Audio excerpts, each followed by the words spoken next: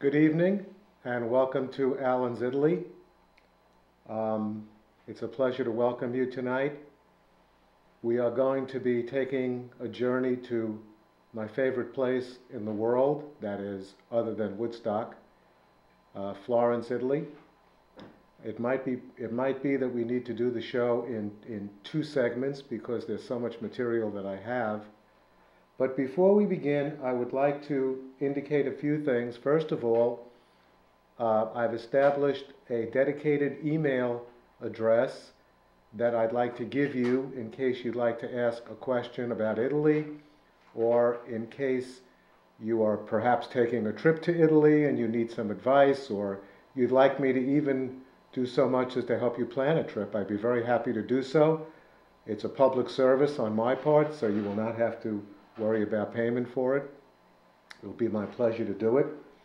The email address is Alan's Italy, that's without the apostrophe, so it's just ALANS with the word Italy @gmail.com.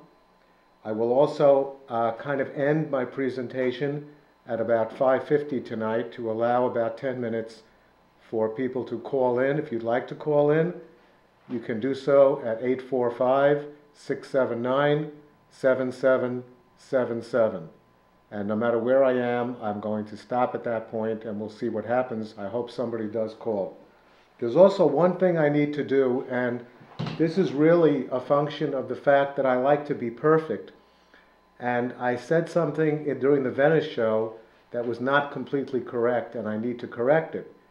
Now, only a very, very small percentage of people in the world would possibly know that this was actually a mistake, but it's something that I kind of need to do just to relieve myself of the fact that, you know, the show was otherwise the show was perfect. So here it goes. The hotel in Venice is the Pensione Accademia, and I mentioned to you then that the hotel is located on a peninsula in which two canals combine and lead into the Grand Canal. The first canal was the Rio San Travaso, which was correct, but then I said the other canal, which is on the other side of the hotel, was the Rio Voleta, which is not correct. I don't know where I got that from. I used the word Voleta instead of Toleta, so I was off by 2 letters. So again, the Pensione Accademia is in the middle of 2 canals. Rios are the names they give canals in Venice. Rio San Travaso, Rio Toleta, which empty into the Grand Canal. Okay, so that's a little bit of housekeeping that I needed to do before I continued with tonight's show. So tonight we are going to be talking about my favorite place, certainly in Italy, and if I couldn't be in Woodstock, that's the place I'd like to be, Florence. And I'd like to first try to explain why Florence is so very important to me. I've been there 16 times. Of course, as I told you last time, I started in 1992. I went there with my first wife, Wendy, and my daughter, Jennifer. And we all fell in love with Italy, and we all fell in love with Florence. But it was very, very haunting to me, and I think to Jennifer also. Jennifer is coming over tonight, and I thought I would even perhaps do an interview with her for a future show in which I ask her feelings about why it was just so amazing going to Florence and her feelings about it. And I was thinking about this all week, and I felt that, well, there are a number of reasons, and usually they're the typical tourist reasons. For example, the art, the architecture, the beautiful scenery, the river, the bridges, the great food, the great shopping, the leather stores and the lace stores, and the great markets in Florence. For me, it's even more special than that because I made 2 very, very close friends with whom I am still friends with, and we go to visit them at least once a year, maybe even twice sometimes, Lydia Lo Schiavo and Luca Roloni. And, last show I didn't actually say I'm dedicating the show to these people, but I wanted to dedicate the show to my technician, Ellen Povell, who got me to where I am sitting here tonight with a lot of hard work and patience, and I appreciate that. And also Richard Spool, who helped as well. But also every show will be dedicated to Laura Gerton, my wife, who is my partner in this endeavor. This show will be dedicated to my friends in Florence, Lydia and to Luca. Out to them, and also, of course, Laura. These are people that I met, and I've met their families, and I have a wonderful time being with them. But then I was thinking that there's even more to my love of Florence, and I hope that perhaps when I show you pictures tonight, that you will get a chance to see some of the beauty that I've seen over the years. So I'd like to begin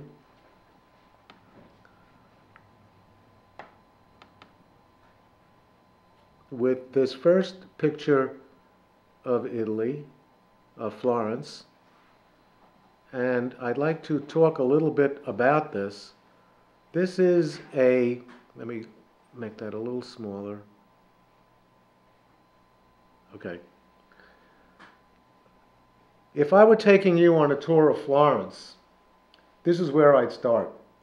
Last October, when I accompanied Laura, of course, and our friends David and Randy on their first trip to Florence, this was my starting point. This is the top of a hill south of Florence by the name of Piazza Michelangelo. It is a pretty high hill, and it gives you this view, which is one of the extraordinary views I've ever seen. And you could see in the distance many of the monuments that I'm going to be covering tonight. And I thought I'd start with this picture and give you a little bit of a summary of the history of Florence. Florence was started in the 1st century BC by the soldiers in Lucius Cornelius Sulla's army. He was a famous general in the first century, and Roman generals always treated their soldiers very, very well. They were always part of the booty that they took from countries that they conquered. They were always taken care of after they came home from the wars in Europe. And what Sulla did was he established a colony, a retirement colony, kind of the Boca Raton of ancient Rome, where the soldiers could go after they fought in the wars, and they would have the opportunity to live in peace and have a relaxing retirement. He selected a spot at the confluence of two rivers. Now, I've been spending all week trying to figure out what those two rivers were, and there are three rivers that are involved. One is the Arno, one is the Magnone, and one is the Terzole. And two of those rivers is where they settled, and I'm not sure exactly which two it was, so I'll keep doing some work and see if I can figure that out. I have a feeling it's the Terzole and the Magnone, but some people I know think it could possibly be the Arno. Anyway, so in around 60 BC, he established this colony for the soldiers, and that's where they lived. And over the course of the next few hundred years, of course, Rome fell out. The name of that town was Fluentia. I wanted to mention that because the name Fluentia eventually changed to Florentia and eventually changed to Firenze. So that was the transition of the name of the town over the course of the next several hundred years, when again barbarians from the north, just as they attacked the people in the Veneto region and had them escape to the islands that eventually became Venice, the population of Florence at the time began to decrease significantly, but then began to increase as the first millennium ended. At the beginning of the second millennium, Florence became a republic. The people of Florence elected a signoria, which was the ruling body, and the signoria elected a gonfaloniere, who was the kind of the mayor of the town. Dante began writing in the 1200s. Petrarch and Boccaccio began writing in the 1300s. The worst thing that has probably ever happened to Florence, and one of the worst things to ever happen in the history of the world, was the bubonic plague that occurred in 1348 and 1350. There were always plagues in Europe, but this particular plague wiped out, some of the estimates I've heard, wiped out as many as 50% of the population. Florence's population, decreased from 120,000 to 50,000. These numbers are inconceivable to us living now and thinking that more than half the population, died from this horrible disease, and many families perished. And one of the reasons I've heard for the Italian Renaissance was that the wealth of the people, the bankers and the famous merchants, instead of being shared among a large number of people, were now being shared among a smaller number, and they became even wealthier. And that was one of the reasons for the Italian Renaissance. But in the 15th century, Florence experienced what is known to us as the Renaissance, and it began around the beginning, early in the 15th century, with the two competitions, the competition for the doors of the baptistry and for the dome of the cathedral, and it continued throughout the 15th century as workshops began cropping up, the workshops of Filippo Lippi, Verrocchio, and the money that the wealthy people spent to patronize some of the great painters and have some of the great art all around their great city promoted the influx of many artists from all over the country to come and study. Leonardo da Vinci studied and worked in Florence for a time, and he was, of course, from the town of Vinci, which is a town in Tuscany, northwest of Florence. Raphael Sanzio was actually born in Urbino and came to Florence. I believe Vasari in the 16th century came to Florence as well. Michelangelo, although he had strong connections to Florence, was actually born outside of Florence. So everybody started to kind of come into Florence and do their thing. And by the end of the 15th century, things started to go on the downside. And we'll get to a lot of these things as the presentation continues. And I'd like to wait for that, for you to see some of the pictures before I get into that. But Florence gets about 1 million tourists a year. It's a mecca for art lovers and people who just want to see an incredibly beautiful city. So I'd like to start with this first picture that you're looking at and point out some of the things that you will be seeing here. I'm trying to get this exactly the way I want it. I guess that's it. Dominating the skyscraper of this city, of course, is that large red dome in the middle, which is the dome of the Cathedral of Santa Maria del Fiore. Sometimes it's abbreviated and nicknamed to be the Duomo. That dome was constructed by workers under the direction of Brunelleschi, who was the architect of that. The church itself was designed by Arnolfo di Cambio in 1294, was the beginning, and it took 140 years for this church to be finally completed. The white tower that you see right in front of it is a campanile. That's the tower that I mentioned the last time we spoke about Venice, and that was designed by Giotto in at the very beginning of when the church was first created, and was not completed until he passed away. There's another dome right next to the white campanile, and you see that that's kind of like a dome that looks very similar to the dome of the cathedral.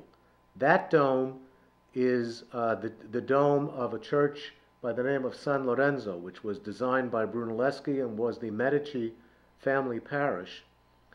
The two towers right next to Giotto's campanile on the left tower belongs to a church by the name of the Badia Fiorentina, which is one of the oldest churches in Florence from the 9th century.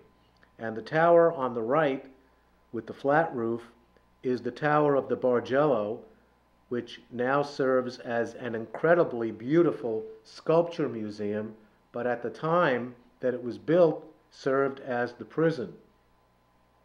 As you go further to the left side, you'll see another very tall tower, and that tower is the tower of the Palazzo Vecchio, attached to the palazzo below it. And then there's another tower behind it, and I'm not totally I've been doing a lot of research, and I don't quite know. I'm going to point to it because I need to, some of you may not see it. That's the tower right there. That's the Bargello. This is the tower behind it. And I think that that could be the tower of Santa Maria Novella, which we'll see a little later. Okay, now these are the buildings along the Arno. This part right in here, there's a river right here. That's the Arno, but you don't see it because we're so high up that this picture doesn't have that. And I have another picture of the Arno, which I'll show you in just a moment. But this is the Arno as it runs over here. Florence is divided into two parts, the northern bank of the Arno and the southern bank of the Arno, which gets the name Oltre Arno, which literally means on the other side of the Arno. Fiesole is a very beautiful town north of Florence. In the haze, it's very difficult to see what that town looks like, but we'll get a slightly better view a little later on. And now, let's look at this. I have a map of Italy, and I would just like to show you where Florence is exactly located. Okay, here's Venice up here, where we were last week. And if we come down this way, a little south and a little west, you'll come to Florence, and you'll notice that Florence is right in the middle of the country. Right in the middle of the country and a little on the northern part of Tuscany, and then going down a little more to show you where Rome is located. Rome is located right down here. There's Tivoli, which is a suburb of of Rome that has some wonderful ruins. Here's here's Vatican City, and here's Rome right here. So the distance from Florence to Rome is perhaps a couple of hundred kilometers, and as I mentioned last time, takes only an hour and a half by Eurostar. This is a map of Florence, just to show you what I was talking about, and that is that here's the Arno that goes right through the center of Florence. And this is the part that we'll focus on the most, but I do have some pictures of Ultra Arno. This is the bottom part here, and this is the cathedral that we were just looking at. The Church of San Lorenzo is right over here, and the Palazzo Vecchio is over here somewhere. And here's the Church of Santa Croce. We'll be seeing all these wonderful places in just a moment. This is the piazza that we're actually taking this picture from, and you could see from the rear that that's a statue of Michelangelo's David. It's not the original, it's one of the two copies that there exists in Florence. And he's facing towards the city of Florence, which makes a lot of sense, and those houses that you see in the distance up on that hill is Fiesole. As you go up higher there, that's the lovely hilltop town right outside of Florence.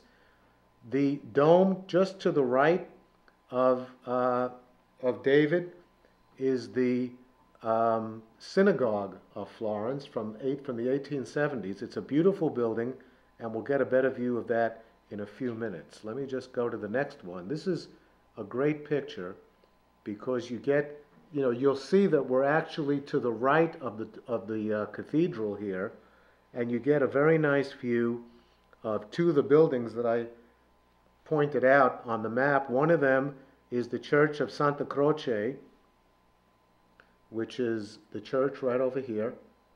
This is the campanile of the church. There's a roof right over here. Let me try to zoom in on that a little bit so we can, whoops, that's way too much. Slightly less. Slightly less. Well, I'm trying to get back there. Okay, there's a little building here. Looks like a little kind of pointy roof here. That's the Pazzi Chapel. That's a beautiful Renaissance chapel, also designed by Brunelleschi. And we'll talk about that a little more in a little while. Over here on the right side is the synagogue that I mentioned earlier. It's a beautiful building that we'll get a much closer view of. That's about as far to the east as I've ever gotten in Florence. Let me see what's over here. Okay, that's pretty much what I pointed out earlier. Let me continue going. Here's a very close-up, beautiful view of the synagogue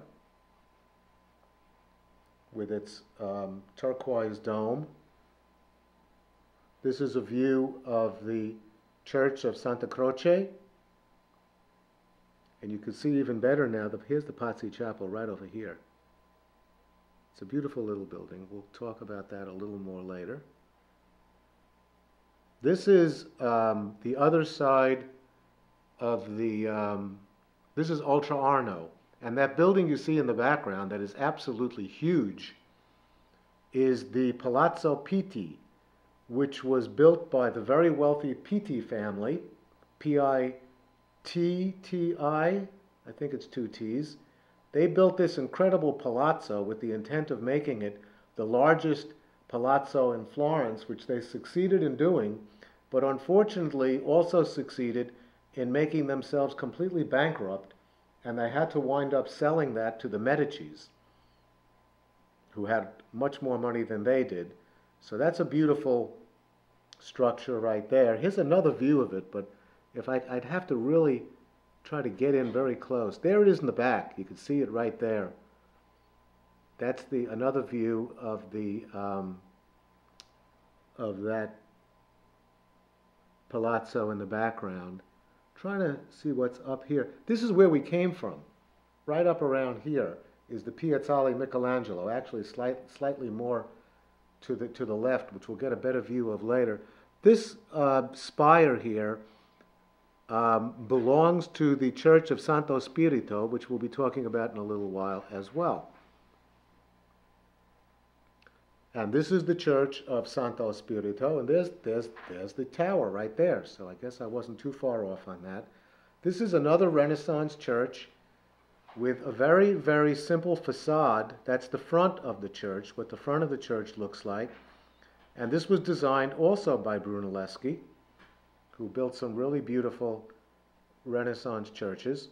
As we come down from the hill, and we're still on the Oltre Arno side of Florence, you can see one of the many gates that were present on the wall that used to go around Florence. Florence was surrounded by a wall for protection, and this was one of the gates. So to get into Florence, you had to indicate such to the person in charge of this, the gatekeeper.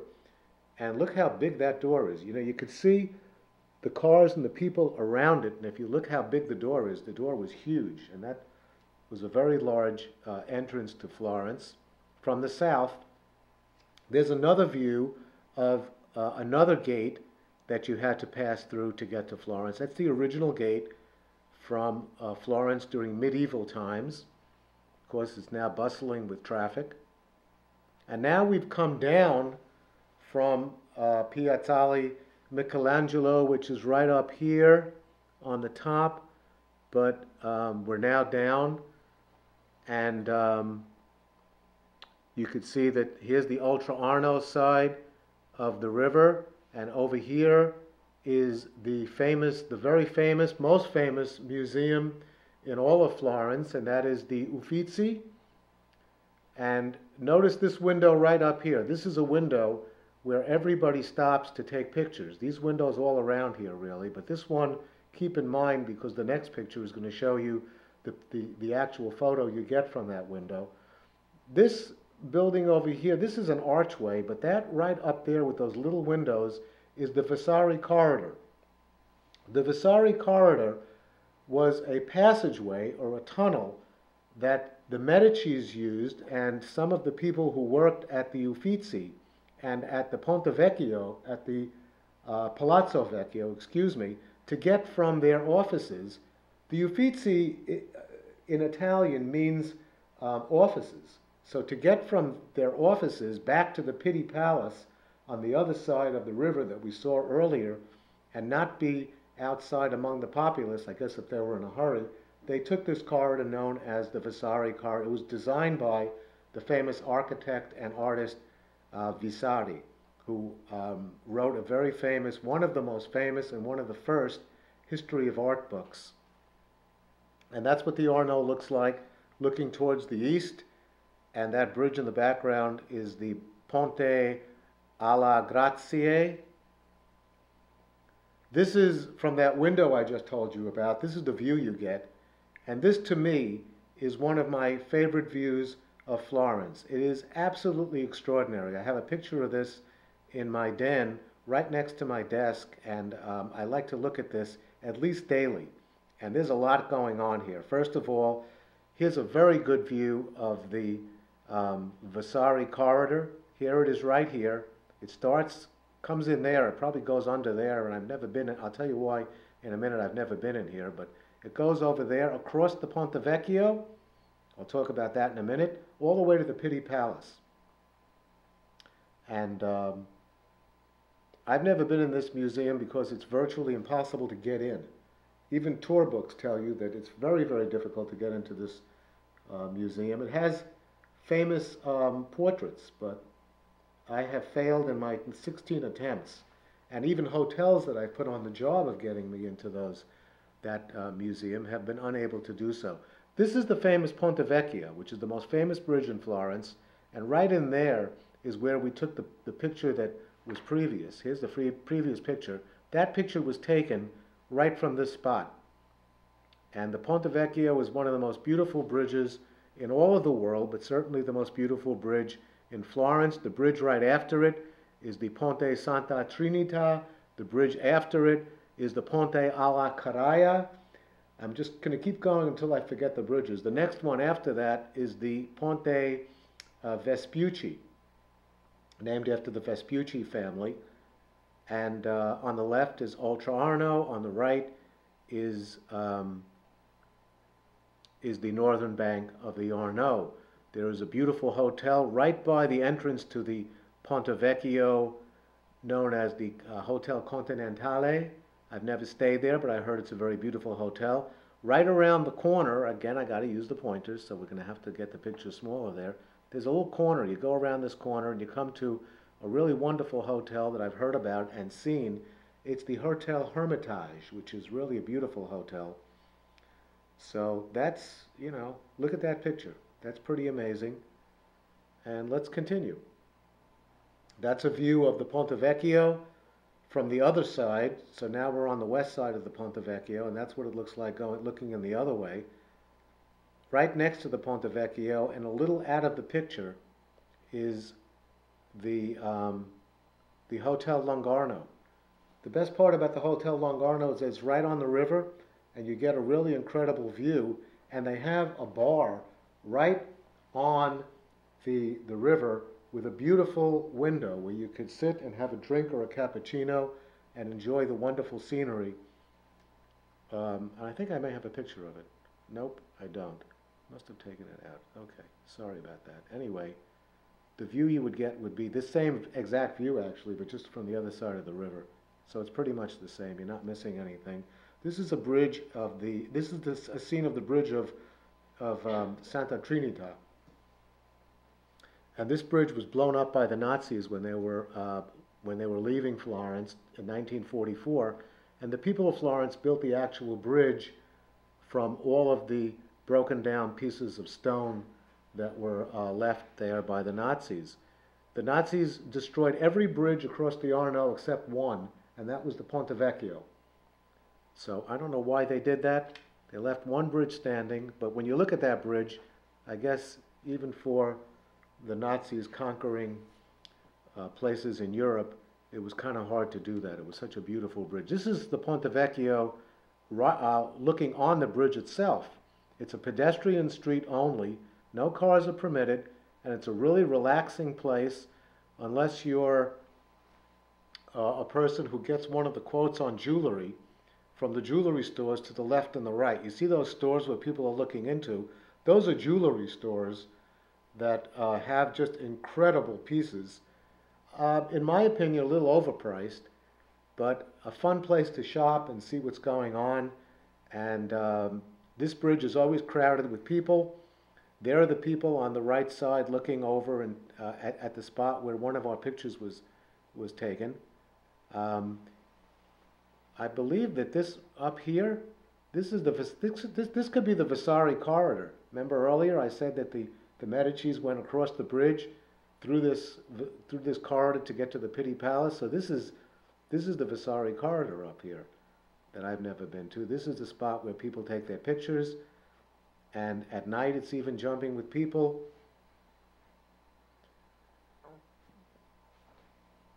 This is a view of Florence. Now we're actually on the top of the hotel that I stay in, which we'll see a little more later. The Hotel Croce di Malta has a beautiful rooftop restaurant and garden where you could get incredible views, and I showed you some of them. Look at the sky on that. Here you get a view of the cathedral with the facade of the cathedral in front of the famous dome, and on the right is Giotto's Campanile, and beyond that is Fiesole, and that's a beautiful view of what Florence looks like looking from the top. This is a view of Florence looking from the roof of Croce di Malta looking south. That's the Church of San Frediano. I don't have warm feelings about the Church of San Frediano, and I'll tell you why. In 2001, in August, when it was very, very warm, and I was in Florence alone, I wore shorts everywhere I went because it was just like 90 degrees and very humid. There's no breezes because all the mountains around Florence block the breezes. Florence is like in a bowl. So when you're in Florence in the summer, you're like sitting inside this bowl with no breezes coming in. So I went everywhere with wearing a pair of shorts and a tank top. I got into every church and nobody hassled me. But when I got to this church, they said, you may not come in with shorts. So I said, okay, you can have your church. So I never got in. That's the only church, and I refuse to go back there even when I'm fully clothed. So I refuse to go back to that church. That's on the Oltre Arno side with a great view of the river. So that's one thing that you get to see. Here's another view of Florence, looking towards the east-northeast. And to the right, you see the dome of the San Lorenzo Church. You see the facade to the left of that of the Church of Santa Maria Novella, one of my favorite churches, with its bell tower to the left of it. Another very interesting sky, and the roofs of Florence. All right, now we're down on ground level, nowhere near the hotel. We're about 20-minute walk from the hotel. We're coming into one of the most famous piazzas in all of Florence, the Piazza della Signoria. To the right, we are looking at the Palazzo Vecchio, and straight ahead we're looking at the Loggia dei Lanza. This served as a staging ground for the troops that were hired during medieval times by the Signoria, and it serves as a wonderful sculpture gallery, some of which are original sculptures, some of which are copies because they're right out there in the open, exposed to the elements. We'll come back to that in a little while. This is a video, and I'd like to show you this, but I'm going to shut the sound because I'd like to do my own narrating rather than have it narrated by me on the tape. But this is the Piazza della Signoria, the most famous piazza in all of Florence. There's the Palazzo Vecchio on the left. There's the Loggia dei Lanza on the right. The Uffizi right between it. You can just get a peek of it. Three very famous statues right in front. Namely, I'll go back to this is the Via Calzaiuolo. I told Laura to do that because that's very, very good street that takes you to the Duomo, and it's really a wonderful, bustling street with a lot of gelato stands and a lot of upscale stores to shop. It's a very famous place to walk up and down. This is what the piazza looks like. The statue on the right is the statue of, it's hard to see what there's a statue in the middle. That's the most important. That's the one of Michelangelo's David. It's a copy. The original used to stand in that very spot, but was getting very worn by the elements. It was there for several hundred years, so they moved it inside the Galleria Academia. So that is a copy. But we have a sculpture on the left, which is Neptune. I'm probably pointing to it. And the statue on the right, to the right of Michelangelo's David, is the statue of Hercules. The one on the left, I believe, is Bertolini, and the one on the right is Amanati, or the other way around. I'm not sure. I forgot. I don't want to. It's in my notes probably. They're spanning the piazza. It goes all the way around and makes an L shape. I'm now trying to point out the spot where the religious fanatic Savonarola was hanged and burned at the stake in the late 15th century, and there it is right there. There's a plaque, a circular plaque, and we're going to get pretty close. If you look closely, because it's not going to stay there long, you can see the name Savonarola. Okay, there's a close-up of that. That's an equestrian statue of Cosimo by Giambologna, and that's what the piazza looks like, all around it. Laura's going all around it there. It's a beautiful piazza with a few cafes and restaurants. There's the Loggia dei Lanza, and that's a nice piazza. This is what one of the restaurants on the piazza looks like. This is one of my favorite restaurants. It's Il Cavallino, where I first ate in 1992 with Wendy and with Jennifer. The best part about this restaurant is you get an incredible view. Wherever you happen to sit, the view is incredible. The bad news is the food is not fabulous. It's good because you can't get a bad meal in Florence no matter what you do. But this is a very nice restaurant, very good service, and you get this view, or you get that view. If you look to the other side, you get a view of the Palazzo Vecchio, which is quite beautiful, especially in the evening. Okay, now we've walked up the street that I mentioned that Laura was scanning, the Via Calzaiuolo, and when you get to the end of that street, you come to the Piazza del Duomo. And the first thing you see is the baptistry, which is the building on the right there.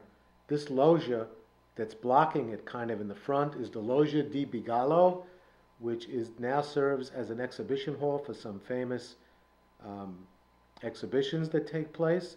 This is a beautiful loggia. I've always liked it. There's the famous baptistry, though, which is the oldest building on that particular piazza. There used to be another church where the cathedral now is. I think that was the church of San Riparata, and that was torn down to give you the cathedral view.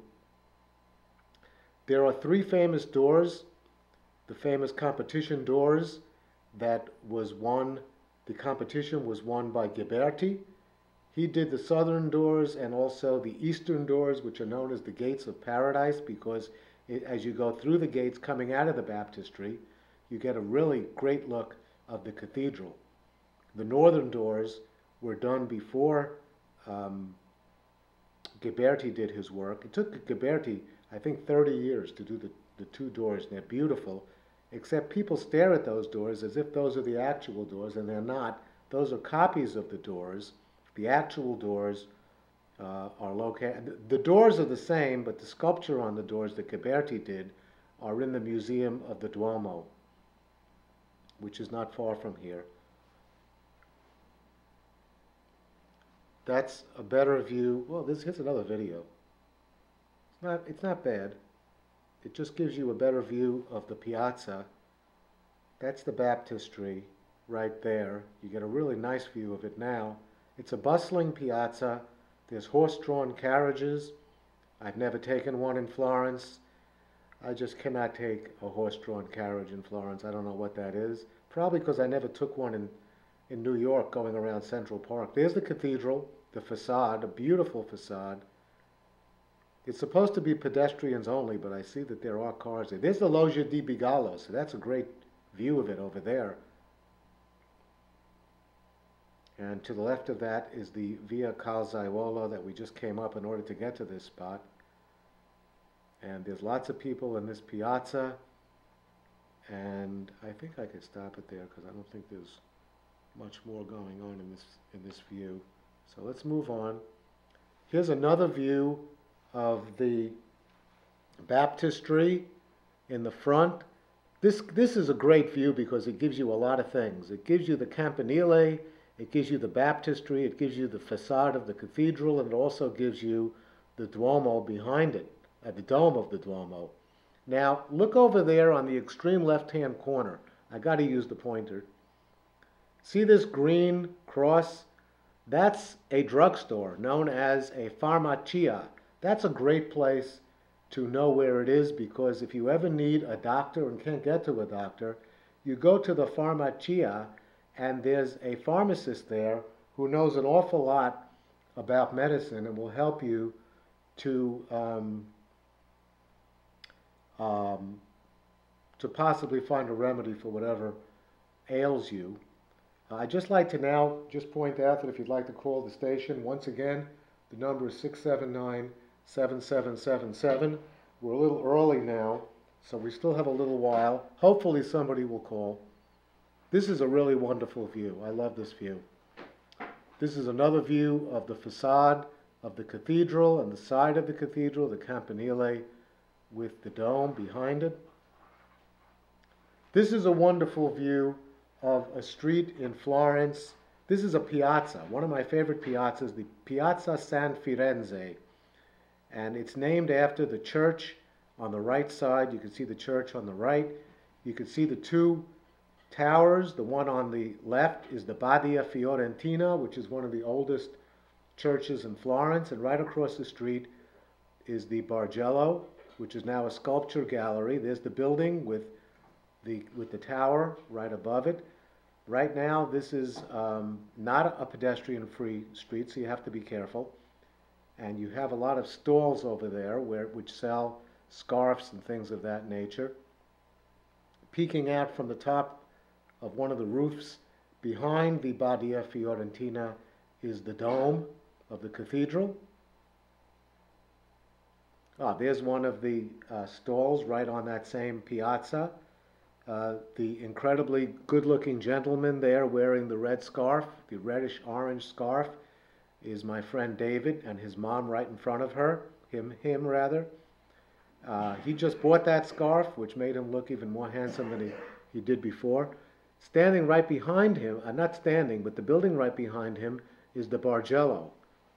And you can see that they have a banner there showing what the current exhibit is. So this is a really wonderful piazza that we spent quite a bit of time on.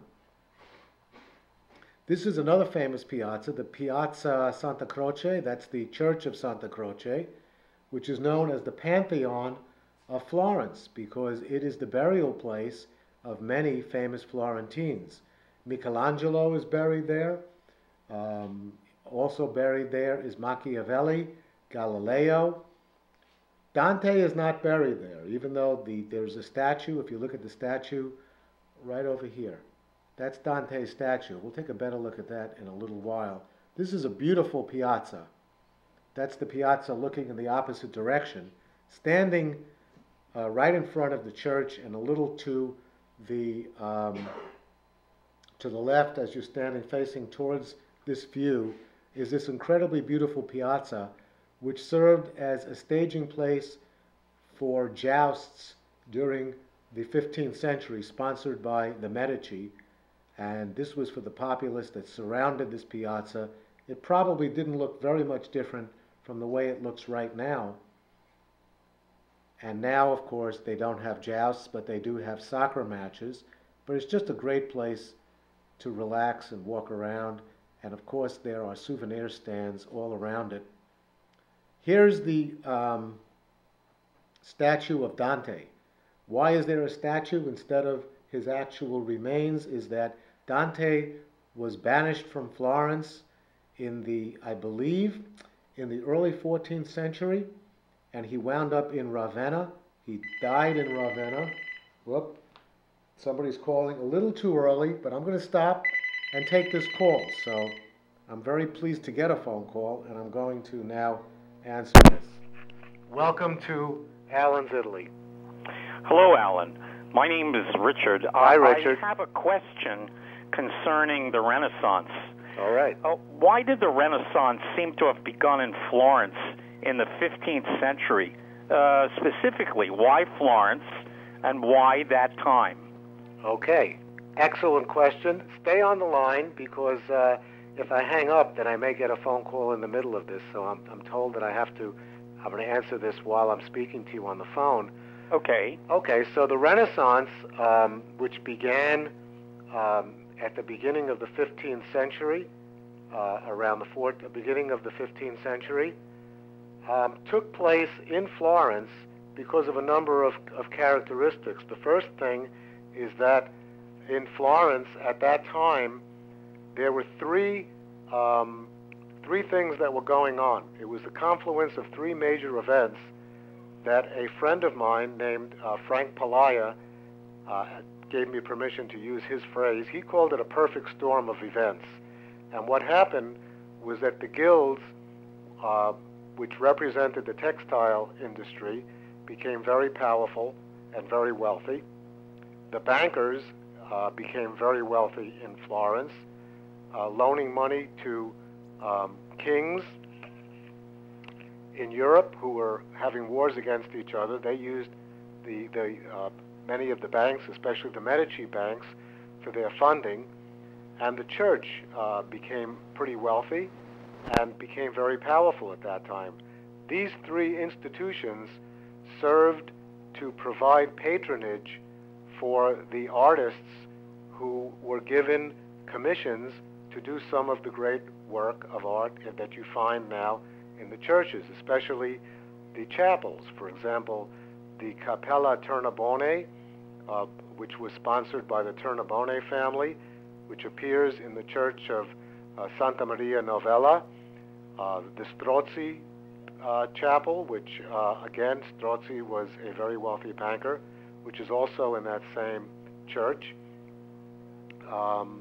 There are other chapels all over Florence. There's the chapel, the Sassetti Chapel in the Church of Santa Trinita, and all of that encouraged other artists to come to Florence because they knew they could get employment, and they also knew that they could participate in the workshops of many of the masters in Florence at that time, namely Filippo Lippi, Verrocchio, a little later in the century, Botticelli, encouraged other artists to come to Florence. So everybody was kind of converging on Florence. If an artist wanted to pursue his career and wanted to pursue it among other artists and artists that would encourage him and teach him his trade, then he would work in these workshops, and then when he graduated from that and went to work, he would receive patronage also from some of the wealthy people during that time. So all these things kind of came together. Even Michelangelo got his start in fresco painting in the workshop of Ghirlandaio, and Ghirlandaio taught him how to do fresco paintings, and he didn't do many fresco paintings except, of course, the most famous, which is the ceiling of the Sistine Chapel, which was something that took him 4 years to do. I think it was from 1508 to 1512 that Michelangelo did the roof of the Sistine Chapel, and he learned that with Ghirlandaio. So all these things came together at that time to create an atmosphere which promoted the Italian Renaissance. Now, I've heard different interpretations. I've spoken to a number of people, and we all seem to agree on the things that I just indicated to you. So I hope that kind of answers your question. Thank you so much. Yes, it does. Thank you for calling. Okay, Good night. Thank you. Okay, good question, and my first phone call. So thank you to Richard for doing that. And now we can get back to this. You know, if somebody else calls, and I hope somebody does call, then we can go back to a phone call. We have a few minutes here, so let's continue on. As I indicated, this is a statue of Dante because he is, and you know, the Florentines have tried very, very hard to get the remains of Dante to Florence, and they could not do that, so they gave him instead this pretty nice statue right outside of Santa Croce.